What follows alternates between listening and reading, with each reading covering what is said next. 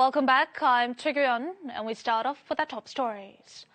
Seoul and Washington have yet again failed to reach an agreement on defense cost sharing. The two sides agreed to meet again later this month. Meanwhile, the Pentagon says that defense costs shouldered by South Korea will eventually go back to its economy. Here's more. The South Korean delegation to the defense cost-sharing talks leaves with heavy heart. The sixth round of negotiations held in Washington ended without an agreement. The two sides failed to narrow their differences on the total amount of defense costs in each country's share.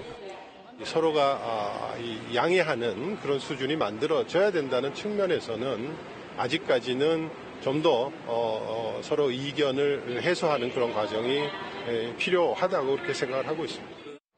The South Korean delegation only mentioned that the allies are working to reach mutual understanding, adding that the issue of South Korean troop dispatch to the Strait of Hormuz or weapons purchase were not discussed at the meeting.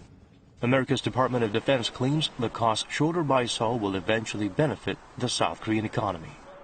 And one thing I'd point out with South Korea is much of the monies that are part of that cost sharing actually go back directly into the South Korean economy in terms of goods and services procured there, the hiring of foreign service nationals who are able to work on the base.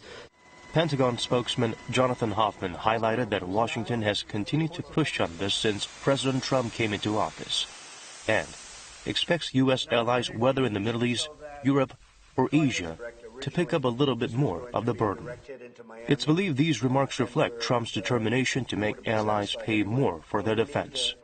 It has been more than 2 weeks since 2020 began, but it seems unlikely we'll see progress in special measures agreement talks soon. The next round of negotiations will likely be held within this month.